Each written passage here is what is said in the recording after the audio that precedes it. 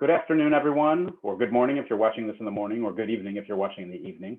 I'm really excited that you're joining us for this recorded panel on Céline Sciamma's Portrait of a Lady on Fire, which we screened at the 2021 Tournées French Film Festival at the University of West Georgia.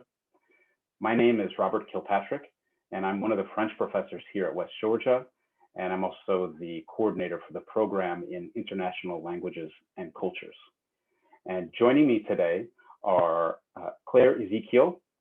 She's a French instructor at the University of West Georgia, and Emily Hunt from our music program. She's a lecturer in music, and Elroy Windsor. She is a professor of sociology and chair of the Department of Sociology, Psychology, and Anthropology at our university. So we've all watched the movie. None of us are film scholars in this group, but we're all very passionate about this film and about some of the things that it makes us think about. Guiding our discussion or framing our discussion today is a set of wonderful questions submitted by UWG undergraduate students who've watched this film, thought about its meaning, and want to take a deeper dive into Céline Sciamma's work. And so I'm going to start right now with some of the questions submitted by students, and we're just going to go through them and discuss them and give our perspectives.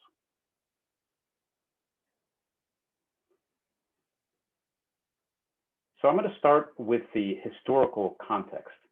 And one student asks, why do you think Céline Sciamma chose this exact period in time to tell this story? Of course, the film is set in 1767. And we can add to that why this region of France too. It's set in Brittany in the Atlantic. It's a peninsula that juts out into the Atlantic. And they continue, do you think there could have been a better time period to extract an even bigger reaction from viewers than the chosen one? And so just to orient our guests, I'm going to project an image here. So you can see here that this is where Brittany, the film is shot in Brittany.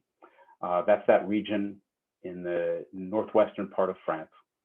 Part of it is shot on the coastline, this very evocative coastline, L'Arche de Port Blanc, which is so beautiful it almost doesn't even seem real. But it is real.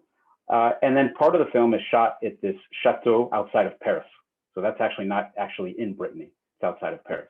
Those are the two locations. But I will stop talking now and ask our guests to just share their thoughts on the historical and geographical context and what you think that might have added to the film, and why that works for the story that Sciamma wanted to tell, or the ideas that she wanted to share. So does anybody want to start off? Yeah, I can start it off with a little bit of historical context. So, one thing that I found really interesting is the time period that Sciamma chose, because there's so much happening in France politically, culturally, socially, and just to kind of do like a really quick Spark Notes version quickly, in this time we have the royal kind of explosion with all kinds of luxurious things. We have the Louis XIV, the Sun King, that's taking us into this vision of the royal life as something being just massively extravagant in France. And it goes all the way to the well-known Louis XVI with Marie Antoinette and all of these things that lead to the French Revolution in 1789. So politically in France, we have this very interesting time period happening and this division of classes. And I think that does play an important part in this, because we also see the rise of what we call the salon, the area where thinkers were coming together and creating this kind of enlightenment period, this kind of age of reason, art and philosophy, things focused on thinking and truth and equality. And so in this period, I think it's really interesting because just to kind of jump into the film and in this context, we see Sciamma choosing this very specifically to show us artists at the time. And one thing that I thought was really interesting from hearing the first interviews with Sciamma is that she chose this to tell kind of an untold story of female artists at this time, that we're being able to thrive in this kind of Enlightenment period, this area and time that was supporting new thought like this. And so you guys can give your thoughts on that as well. But I think that's a really interesting point to add, is that there is this movement by female artists that hasn't really been told in history. And that gets us into a lot of the different themes of this film, like the muse and the role of the muse, the subject versus the artist, which we can talk about. But I think that's kind of an interesting starting point to start thinking about the context of the film. Thank you. What did everybody else think about this historical context and the geographical space where the film is shot as well? Any thoughts on that?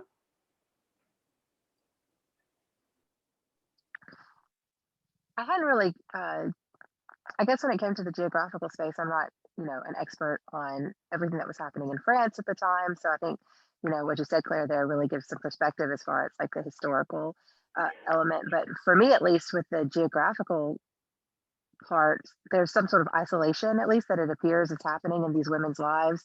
You have Eloise, I think, who is the one that was in the convent, right? And she talks about, then she has to come back and leave, but she's still really isolated in this place that they live. But then they go out to this coastline where it looks like, for me at least, I don't know, but you look out over a coastline and there seems so much potential out there. Like, what is this what's happening out there in this great big world beyond right here where I am? And she's asking Marianne constantly about like what her life is like, what's like being this painter, and she's can speak Italian, has gone to these other places, has this sort of career. So I wondered if maybe that natural space on this coastline sort of creates this sense of maybe wonder, exploration, or whatever else is out there beyond this like little isolated area where they're both, or well, all of the women find themselves during the film. I'm really glad that you picked up on this idea of isolation, Professor Hunt, because when I watched this film, that really struck me too. It's a film about nobles, but it's not set in Paris. It's not set at Versailles. It's set in Brittany, which is kind of a secluded or more rural part of France. And I think that there could be so it's isolation, but I don't see the isolation here. To me, the women see the isolation as a very positive thing, as an escape in some ways, because they're not bound to some of the rules or the societal norms that they would encounter in other spaces. And there seems to be a connection, maybe even with utopian literature of the 18th century in France, which was very prevalent. These are fictions that are set in, utopia goes back to the 16th century, and it means nowhere, literally. Thomas More wrote a utopia. It's sort of a fictional space where authors could imagine ideal societies or ideal worlds. And so in some ways, their little community, both domestically and in the broader community of women we see at a certain point, connects with that idea of utopia almost, and the landscape or the isolation of these places reflects that to me a little bit. But I really like what you said about the potential of the open spaces too, and the sort of dreams that those provoke. Dr. Windsor, what do you think about the historical time period and when this film is set? Think there might be any importance to that? Yeah, and I'm going to start my comment, which is about gender and sexuality, with a quick correction that my pronouns are they, them. So Dr. Kilpatrick, I'm just letting you know that. But related to the historical time period, we're dealing with the intentional choosing of an era where women had to negotiate gender and sexuality and their preferences, their desires, their experiences within very different constrictions than what we're used to today.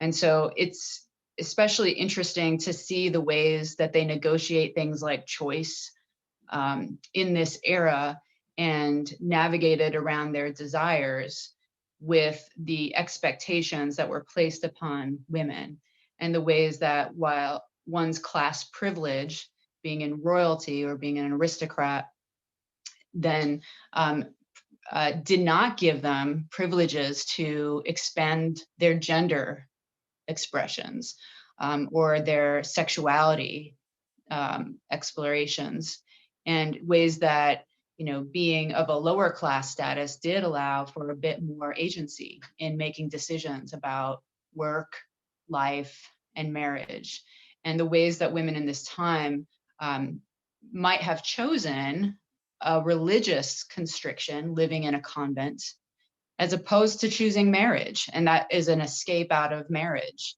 for some women who didn't want that for them. And I think that's something that carried over for many, many years. I can even say that when I was in college in the early 90s, I had a professor who was an ex-nun, and she was a lesbian.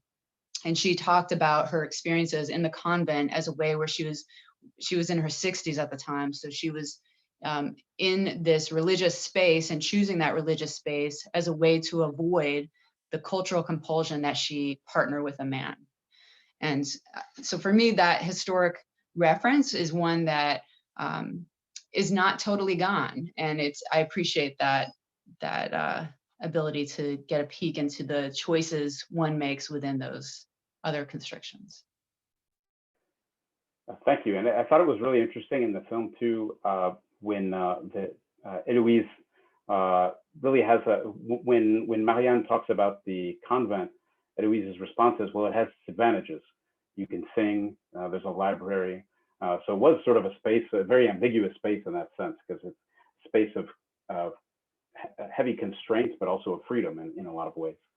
And I think it's right to point out that there are connections with how the patriarchal society is depicted in this film that carry forward all the way into the present day. So I think we can move on to our next question, which is, this one is related to how the film was made. And one student asks, sometimes real life love stories inspire people to create songs or films. Was that the case for Céline Sciamma? So Céline Sciamma is the director of the film. Or was it a way to show that LGBTQ plus community, the LGBTQ plus community has been around for centuries, at least back as far as 3,000 years ago with the Greek poet Sappho's works, and is not something new.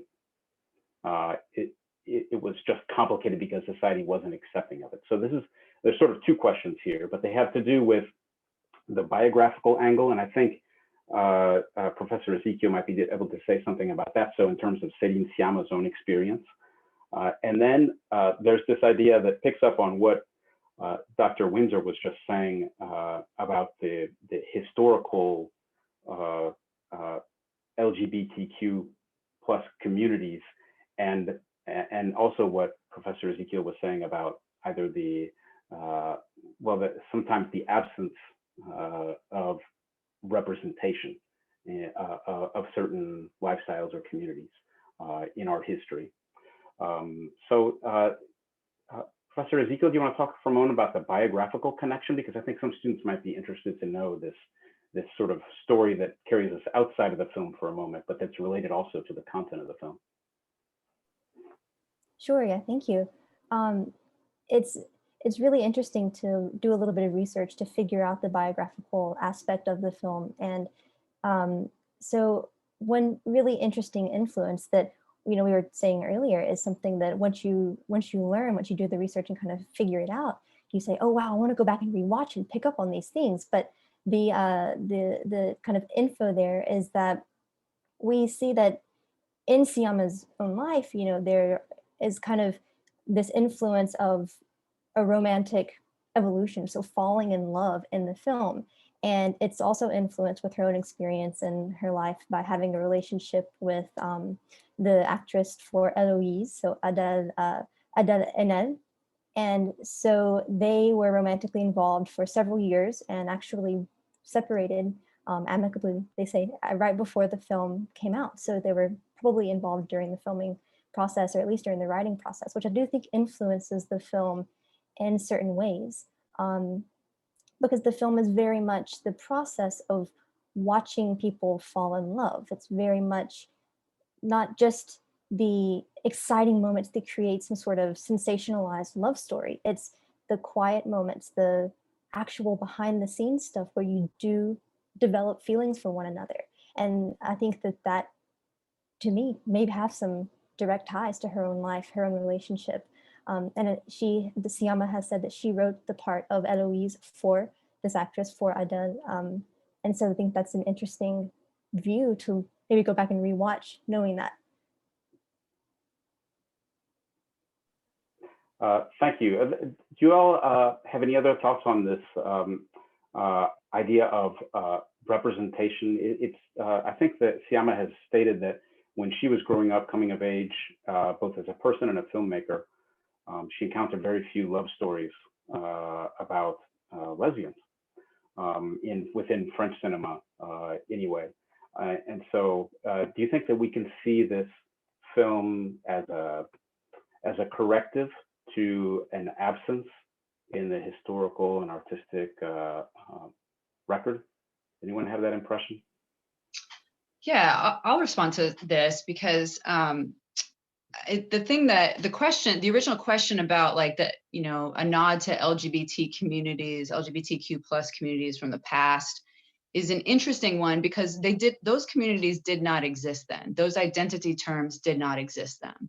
Same-sex sexual desire has been around since we have recorded history, but classifying people based on their sexual practices is a fairly new phenomenon, right? We first started seeing this happen for both heterosexuals, and then it was first heterosexuals and then homosexuals in the late 1800s. And so these kinds of desires that people had were negotiated outside the confines of a dedicated community around identity. And so that is one thing that, when we look at historical representations, I think need to be careful of like carrying back our current conceptions of sexual identity, which are fairly new in the global history context. And Professor Ezekiel, what you said about the relationship between the director and the actress answers one of my main questions, because even though this is a love story, it's also a story about sex. And we don't see sex happening in this film. We see the before and we see the after, and we see some kind of weird symbols about it throughout, which for me as a queer viewer who appreciates a film that is not a queer film that is not revolved around trauma, or where someone is struggling with their sexuality, or someone's dying, or there's like some man in the mix that they have to negotiate. That's one thing that for me was noticeably absent. Like, what was the director's decision to exclude sexual activities between these folks when that was clearly happening? Perhaps then it is a simple situation of this is her lover and she doesn't want to film her lover in a sex scene, even though obviously that's not the same as actually having sex. But that was a curious insight that I had for that. That's an interesting comment, because one of the most it's not actually explicit, but one of the seemingly most explicit scenes involves an armpit. Actually, there's a moment when they're taking the hallucinogenic or whatever that drug is they're taking, where I think it seems that Sciamma is playing a little bit with the codes that we expect in cinema that have to do with the representation of sex and sexuality and penetration, but doing so in a way that sort of subverts those notions. So it's an interesting, and thank you for that comment. Professor Hunt, is there anything you want to add to this one? I'm good with this one. I think they kind of covered it. Okay, thank you. Well, we can build on what Dr. Windsor was just saying. They were talking about the fact that there are mostly all women in the film. And that leads us to our second set of questions. And I think this one is really interesting.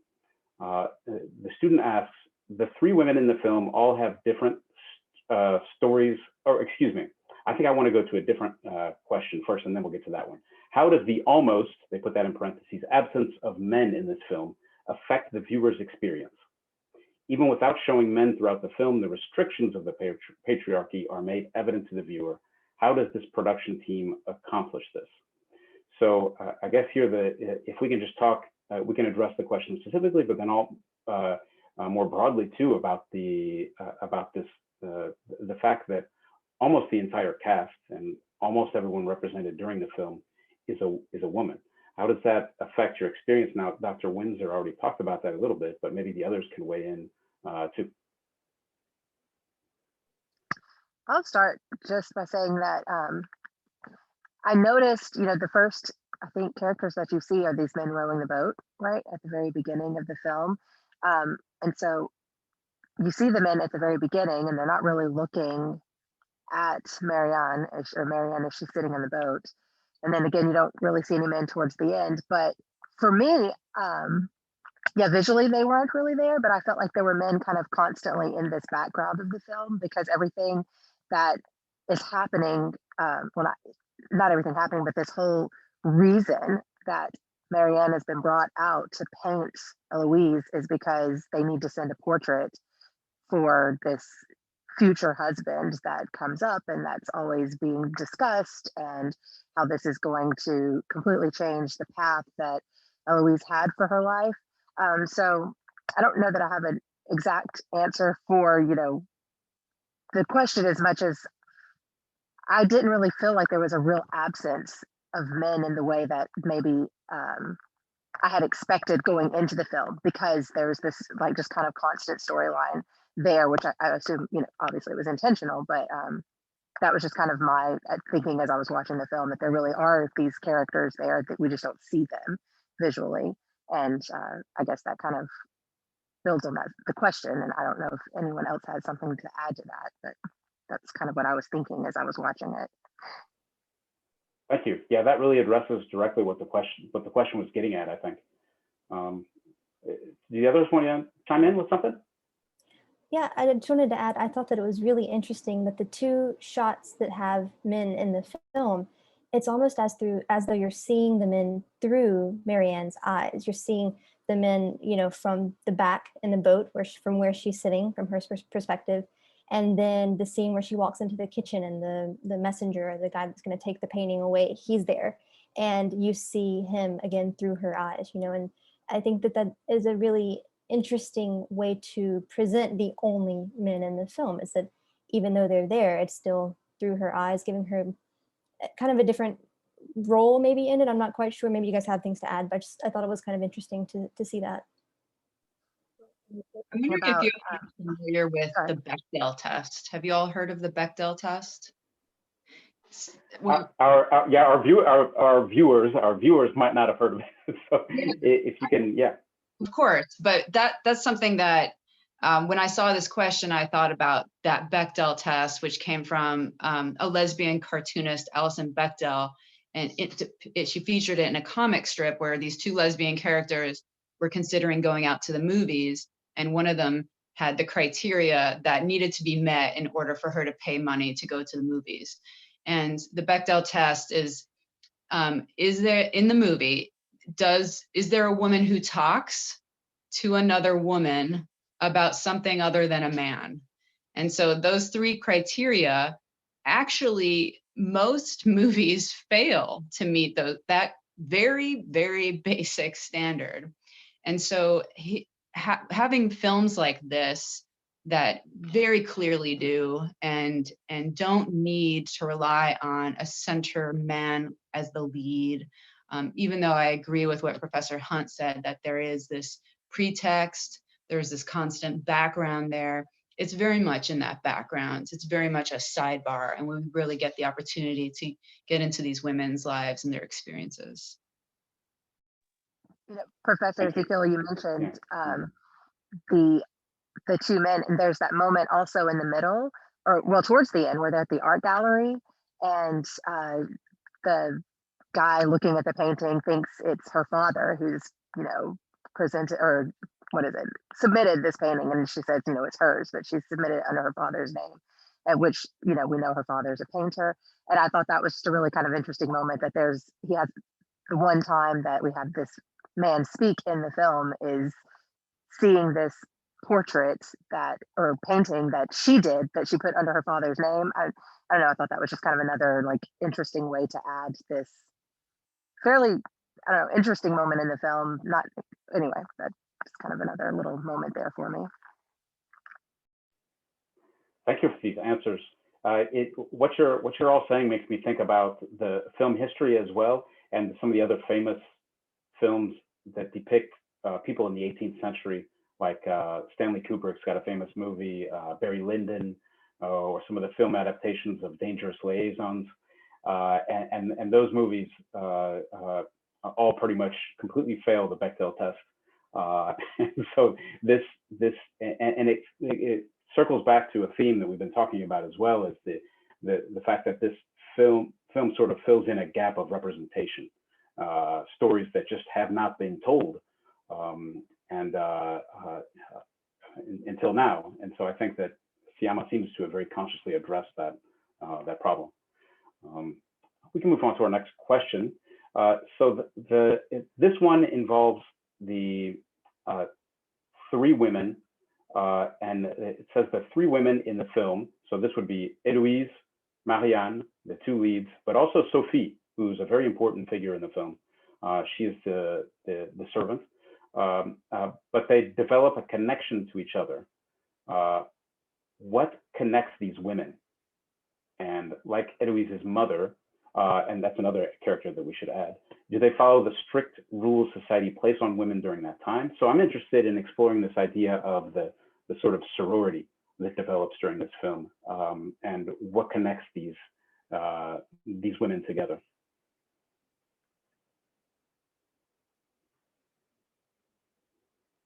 So they come from different. So one woman is an aristocrat who is about to be married off. Another woman has much more independence, is able to pursue her passion for art, and the other one is a domestic worker. And yet they form this strong bond. We see that very clearly in like the scene with the card game, and also during the scenes with abortion, and we'll get those in a moment. But I wonder what your thoughts are about this group of women and what connects them. I think one thing, and this is, kind of surface level, and we can go into it a little bit deeper, but one thing is just the freedom that they have to be in that secluded sort of a location without the presence of the mother there to kind of connect and bond in a way that is a little bit without any kind of, without the social distinction that would normally be put in place. That would be more enforced if they had, the mother there or something like that. So I think that freedom plays a little bit of a role in that helps to form that bond there.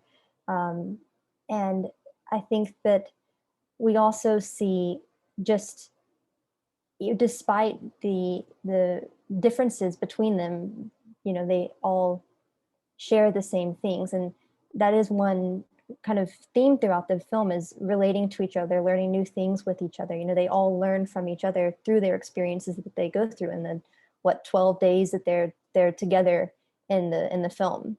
So what do you guys think about that? I think there's a lot there to kind of expand on, but that's my first impression.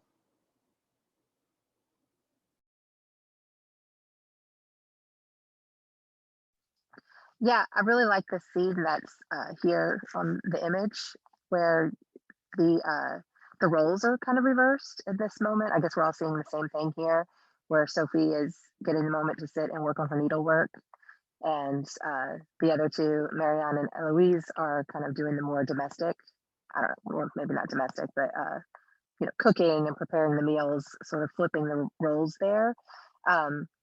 And yeah, I think, there's this freedom that happened when the mother left, and they sort of found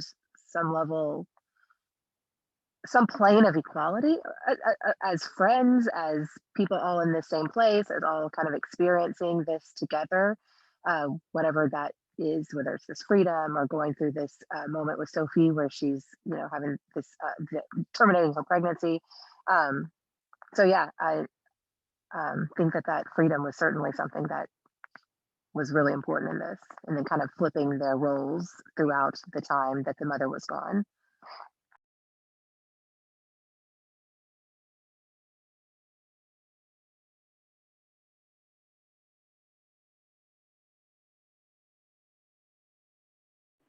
Sorry about that. I just want I'm really pleased that you mentioned this sort of, that you analyzed the image in terms of the sort of tasks that they were all involved with at that moment of the film. That's something that you just made me think about. And it's really interesting. Sophie is an artist in this scene, and she sort of begins and completes that needlework project. And I don't know exactly what the craft is called, but her beautiful needlework by the end of the film, and I think it connects to the myth of Eurydice and Orpheus very closely too. Maybe we can talk about that later. But thank you very much for that comment. I want to take us now into a very sensitive topic, and one that I think is treated with a lot of sensitivity on the part of the filmmakers here, and that's the treatment of abortion in this film. A student wants to know, has a question about this, and I want to expand that a little bit, but here's the question. We'll start with that. Was it the director's intention to have the baby next to Sophie when the abortion was being done? Why would it be portrayed in such a way? I think we can probably say for certain that it was indeed Sciamma's intention to frame the shot in that way, so we can get right to the why.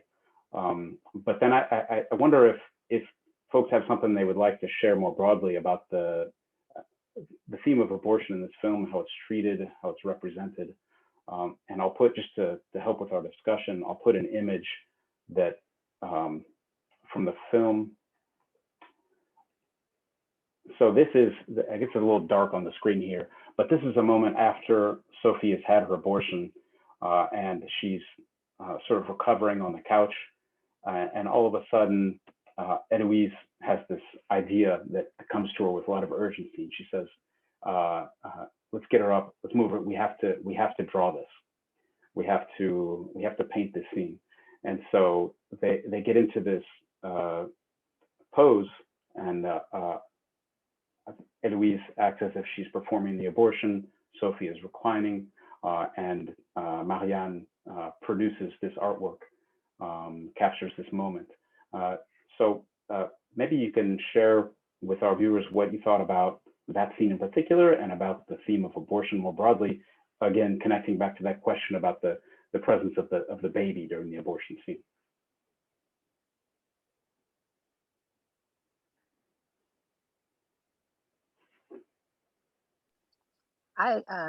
My thought on that with the baby there with the abortion scene was, obviously it was intentional, but that there's not a separation, or how complex their lives are, and that I'm trying to think of how to put this, but there's not this separation maybe between this procedure that was done and the life that continues to go on within the community, within these communities of women, and that this was almost portrayed as just like, okay, well, there's just another thing that, we need to do, and then we kind of move on with life, however that may present itself. And I think it maybe allows us to think a little bit outside of our own cultural and the time period that we live in, and what this word abortion means, and well, not what it means, but the stigma around it that's currently, kind of consumes politics in the world that we live in, and religion and all of that.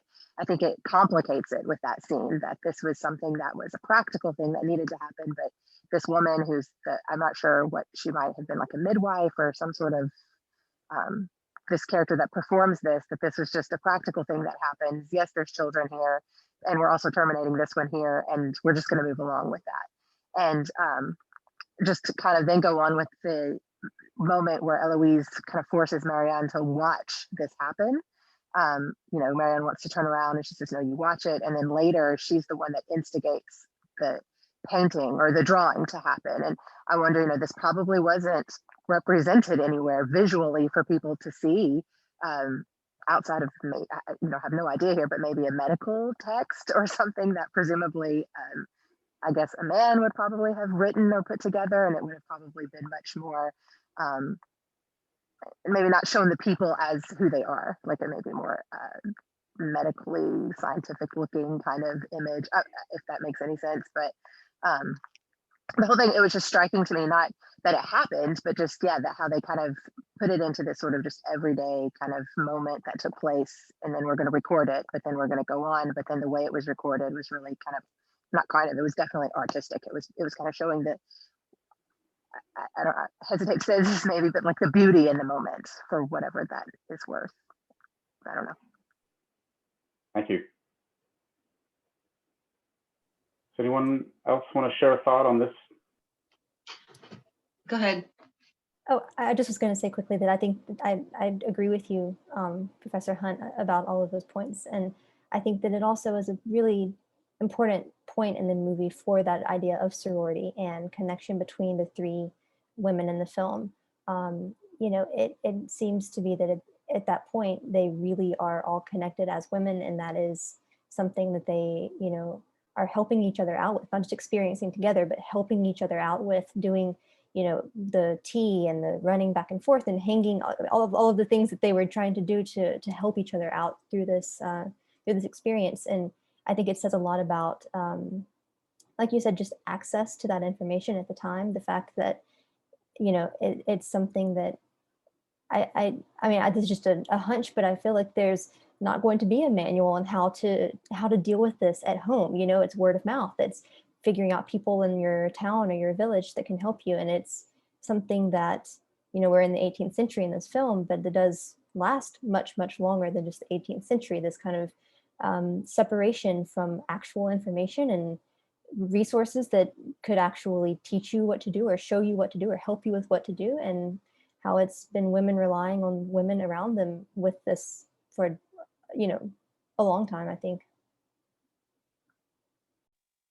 Yeah, and to piggyback off of that, this experience predates the medicalization of pregnancies and the ways that midwives had been the authority in working with women as they go through their pregnancies, sometimes which meant ending their pregnancies, and how their work to bring forth life was not incompatible with their helping women terminate pregnancies that they were not ready to deal with.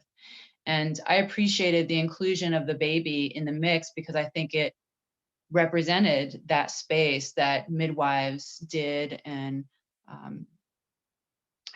still continue to do, and that they practice this without having the fraught tension that we currently have in treating this as a sensitive issue that's very rigid, and you're pro-life or you're pro-choice, and there's no overlap. There's no, you know, gray area. I think this perfectly represents the many gray areas that exist in handling pregnancies. And the way that the women, including the midwife, had a sisterhood around that is particularly powerful, in that it breaks the class boundaries between all of them. And that upon hearing that Sophie did not want this pregnancy, they immediately moved to act and help and assist. Where I think it took a turn for me that re-inscribed those class boundaries is when Eloise requested that she paint it right away while Sophie is in recovery, and just kind of non-consensually gets like put back into this position without being asked. It was like she became objectified in that space. And for me, that's where the sisterhood broke down a bit, and that she was, you know, then forced to perform for their gaze.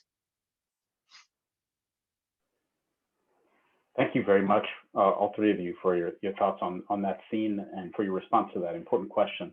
I think let's move on to an important central theme of the film, two of them. We'll get to the myth of Orpheus and Eurydice. I hope I'm getting that right in a moment. But can we just talk a little bit about the title, about the motif of fire in the film? The title is Portrait of a Lady on Fire, Portrait la jeune fille en feu in French, which is the nuance there, I guess, in the French, of course, is that une jeune fille is an unmarried woman. It's almost impossible to translate, at least off the top of my head, into English and still have a workable title. But that is a little bit of a difference there. There's that insistence on an unmarried woman. But anyway, lots of students ask questions about fire. So why did Marianne burn the painting? that the other artist had drawn?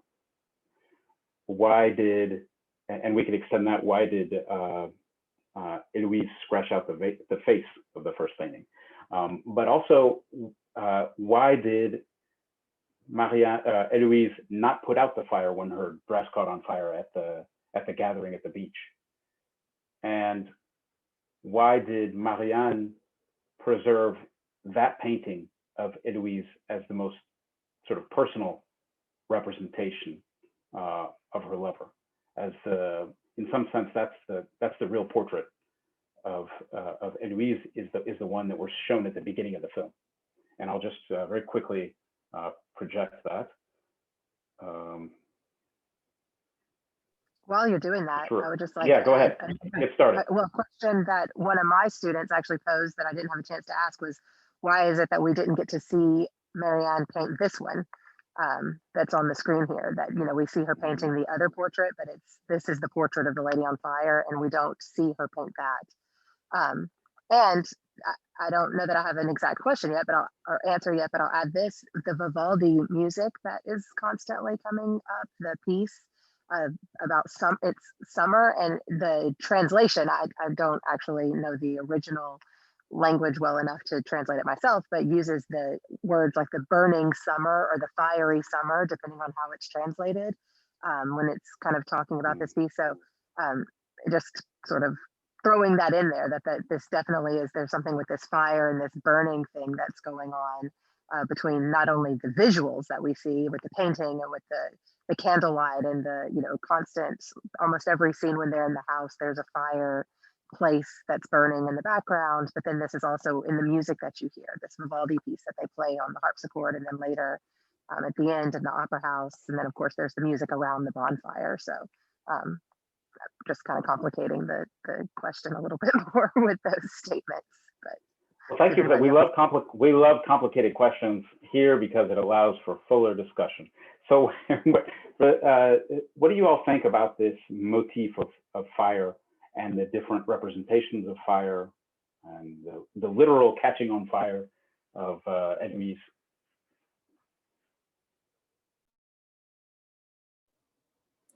I've thought about this a lot, and every time I think about it, I think I have a different kind of direction that I go with.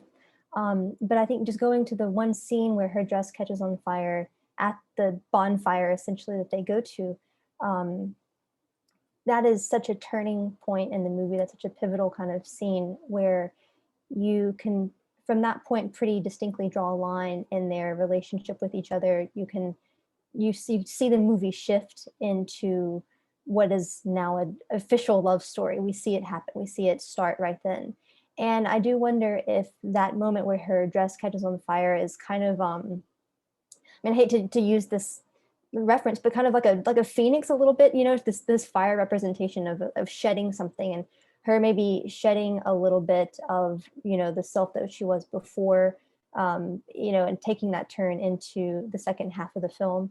And with that, I think that would be something that perhaps, you know, Marianne would want to capture, that turning pivotal moment where they both knew. And then we find out later, you know, Marianne thinks that that's the moment that she wanted to kiss her. So that has a romantic element to it. But I do wonder if, even though this is not really a coming of age story, you know, and a story about how, you know, Eloise grows up and grows into, you know, anything, it does seem kind of at that moment, you do see a little bit of a shift, and you do see a little bit of a shedding of even perhaps the kind of more somber self that she was before into something that is learning and experiencing love and new things.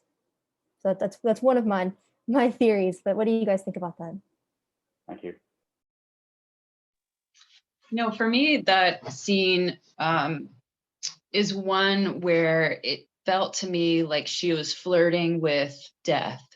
And one choice she has is the choice that her sister made, which is to end her life rather than to be married off to the stranger. And the way that, you know, it was flirting with death a bit in catching on fire, but she was also, Eloise was in such turmoil over this decision, you know, from even before Marion entered into the picture, and really brought her into that struggle she was having with where her life needed to go. And as she was catching fire, she was really bringing Marion's gaze to her, you know, and for me, it was like this plea to be seen, this plea to be saved from this path that was so inevitable to her, that she didn't want to die. She wanted to be with Marion, but knew she couldn't. And it was just this impossible place where, you know, there's a lot of passion and severity in that for me just really made sense, that this is the film's title, that this is the portrait that was saved. This is the portrait that started the story for us, that she would maintain and keep as a key memory for her in that period. Yeah, I think that what you said, yeah. I'll say with the being seen and wanting to kind of live on makes me think of the moment where Marianne catches the older portrait on fire that didn't have the face, and maybe and then it starts to burn her. Well, I think it starts at her chest, right at her heart, kind of where the flame begins, then it goes up, it burns her face. It's kind of making me think of that painter wasn't seeing her, and even the original painting that she does where she smudges out the face still didn't really see her. And not to sound maybe like cliche, but this kind of fire or passion that really does actually exist within Eloise, that you're just kind of getting to see at that point, sort of after the bonfire moment happens, and she, you know, maybe this all kind of connects in that sort of phoenix rising kind of thing at that moment. Yeah, and I think, yeah, go ahead. I was just gonna say, I really like that idea, because we do see in one of the next scenes, the scene with them on the beach with their faces covered with the scarves. And then they both kind of lower their scarves together as a moment of kind of consent to be seen by each other. You know, they both are entering into this space of consent, of giving in to each other a little bit with that. And I think that I like that idea of it being, you know, her wanting to be seen and connecting so well to the painting. Thank you. You know, I'm not an art historian, but it seems to me that much of the history of art in France, in Western Europe, has to do with a portraitist sort of projecting desire or a certain image of what they want the model to be onto a canvas. It's interesting what you said, Professor Hunt, about the moment where she catches on fire. And then the representation of that moment is actually seeing her for someone with their own, you know, subjectivity, some sort of internal presence too, but someone who is not just the object of the painterly gaze, but who looks back. So a really interesting comment, everyone. And I know that Dr. Windsor has to go in just a couple minutes. I'm hoping that even if she has to go, we can, the two others here can stick around to talk about sound design. But before Dr. Windsor goes, I wanted to see if she wanted to share any thoughts on the central operating myth of the film, and that is the myth of Orpheus and Eurydice. And that is I'm going to put some images up here quickly. Comes up when the women are reading together. They're reading the story from Ovid. This is a really brief summary. Orpheus marries Eurydice. At the day of their wedding, she's bitten by a venomous snake and dies. He's a wonderful musician, of course, the best musician in the world. And so he travels to the underworld, and he performs music that is so beautiful that he convinces the lords of the underworld, Hades and Persephone, if I'm not wrong, to release her. And they say she can come back to the world of the living. The only condition is you can't look back at her. You can't look back. So as they're traveling back up to the world of the living, Orpheus can't resist, or in some readings, I should say, Orpheus can't resist, depends on the reading. But what's sure is that Orpheus looks back and she's drawn back into the underworld definitively. And these are some representations. of that moment when she's going back into the underworld. This is a more triumphant representation of how good his music was, that he was able to carry her out of the underworld. Another one where he's shown in sort of triumphant pose. And finally, this is Marianne's representation. So a lot of questions from spectators about what this myth meant, what their interpretations meant, and what's unique to this film about it. And Dr. Windsor, I certainly understand if you need to go, but I thought if you have any thoughts that you want to share before doing so about this, we'd love to hear from you. Yeah, I could stick around for a few more minutes to help wrap everything up. And for me, this reference again speaks to the question of women's agency in these expectations that they have in partnering with men, and the ways that some women will choose lives that might mean other kinds of compromises as a way of resisting a partnership with a man.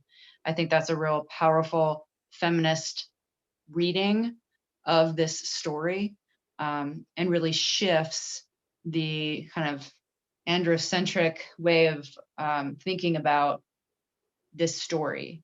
And of course, we see this repeated in this film with Eloise in the wedding dress in their departing scene from each other. And again, it's making that choice. And again, it's making the choice to be seen. But yeah, I'm curious to see what others have to say on that.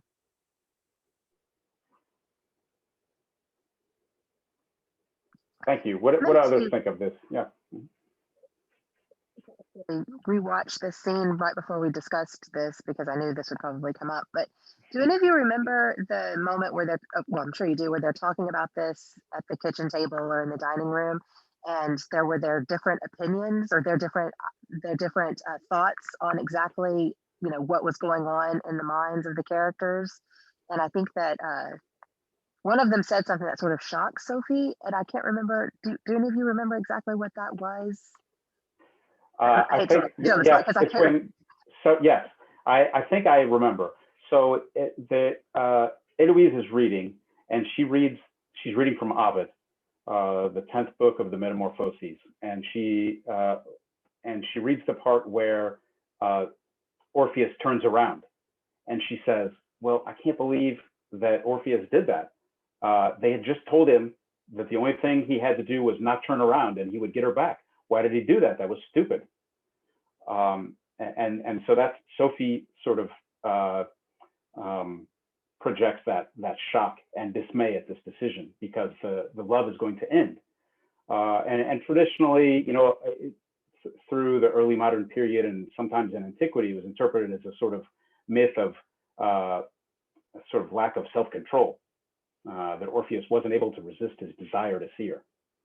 But then Marianne's interpretation is that, well, maybe he didn't want to, or maybe he wanted to look back. Maybe he made that choice deliberately because he knew that this love, this woman maybe, would exist in a more perfect form in memory, in the past, sort of preserved in this sort of ideal space of memory. So I think she says that Orpheus made the choice of a poet, not of a lover, but as a poet. So sort of putting art ahead of the love.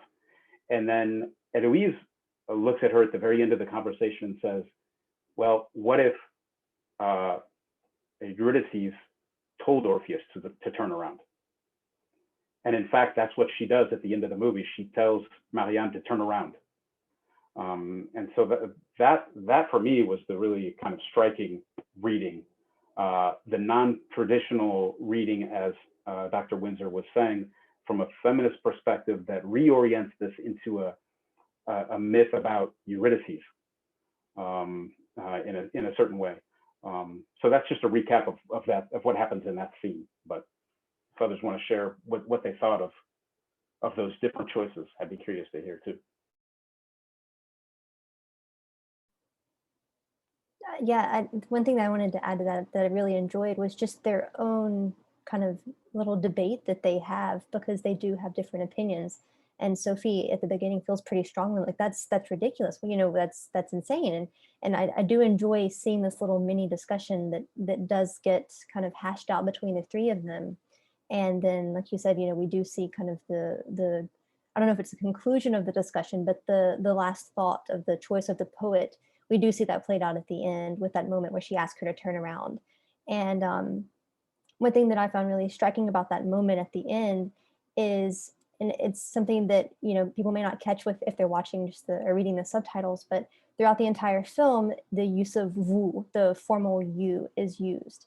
And that is a marker of language at the time, a marker of just the way that different social classes used French at the time. But at that moment where she asked her to turn around at the end, she finally uses tu, the informal version of you, with her.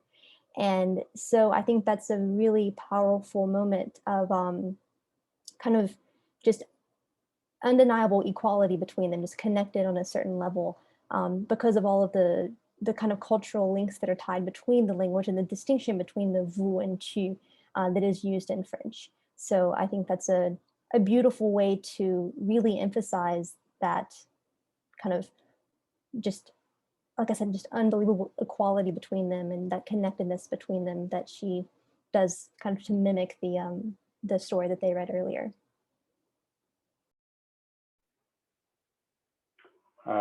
Thank you. Yeah, it's something you said has caught my attention. It's not, I think that who you associate with Eurydice and who you associate with Orpheus between Marianne and Héloïse is really not such a simple one-to-one thing. I think that it's their sort of positioning with these different figures in the myth is somewhat fluid. And I wonder if when Héloïse says that at the end, turn around, if that's something different from the choice of the poet. Because Orpheus made this choice to in that reading to preserve sort of love in art and memory as something better. But I don't know, Héloïse, when she says to turn around, it's sort of a voluntary recognition that this love is not possible anymore outside of that space that they were in for those few days. And so it's sort of a recognition that it has to end for me. It's a very emotional moment of the film, but a really rich myth. And I think that there's many possible readings of it. Anything else that people want to add on that? I was thinking it's the last time that Marianne sees Héloïse. She sees her again, right? But it's the last time she sees her in that space. She's gone from her after that.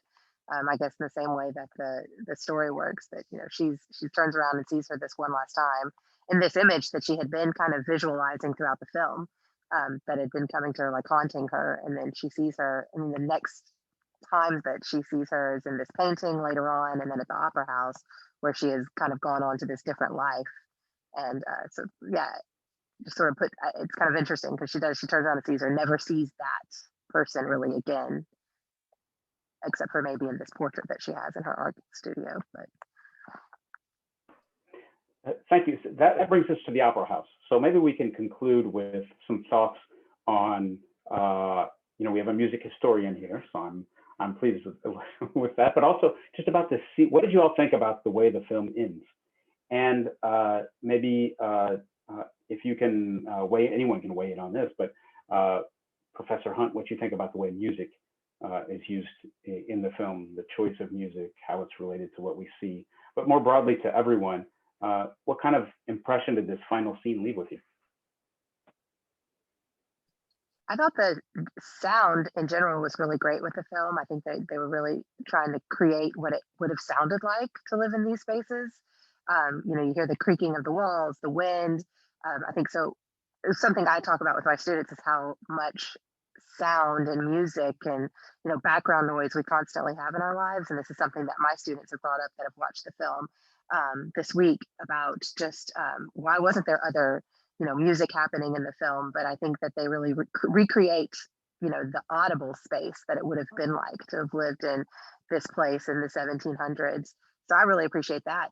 I'll say that for me, musically, for whatever it's worth, the moment that actually stood out to me was the very first kind of music that happens where she starts playing the harpsichord. And there's that moment where it kind of made me think of putting your hands under a skirt when she kind of lifts up the cloth that was covering the harpsichord and is playing that. And Eloise walks over and sees Marianne playing this, and she's got some sort of other skill that she doesn't have. And then it sort of bookends. She's playing this Vivaldi piece, and then the last thing and that was their first musical moment together, was Marianne trying to pick out this Vivaldi piece on this harpsichord that's sitting there and covered up with a dust cloth. And then at the end of the scene, you see she's actually getting to experience opera, or not opera, but an orchestra, which she hadn't at that point, you know, earlier in the film, ever heard an opera before. And Marianne was trying to tell her what this was like. I keep saying opera, I mean orchestra. And then at the end, she's getting to hear this same piece, and they're both there together, separated by whatever class divide and, you know, spaces that they can go into, probably based on, I would assume, the tickets that they have. But so that, and I know that the big bonfire moment was also, you know, this kind of big climactic part in the middle. But to me, just personally, that moment at the very beginning where she slips her hands under that covering on the keyboard to start playing, I thought that was just a really important moment, or something that really just stood out to me in the film. But I don't want to talk about that the whole time. I'll let other people speak. Thank you. What do you think about the concluding scene in the with the orchestra? I think I probably led you down that thinking, because one of the questions mentioned the opera, and then I brought it into this question. What did you all think about the way the music was experienced there, the camera work, or the themes, the love story, anything that you want to mention in conclusion?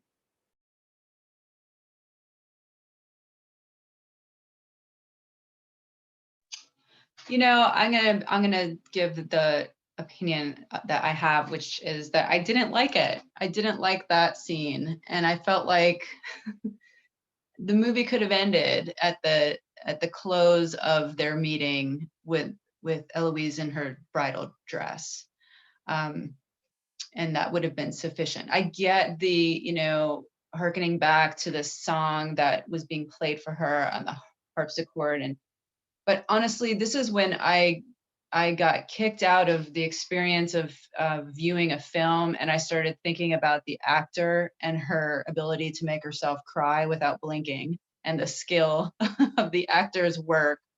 And it just felt a bit contrived to me.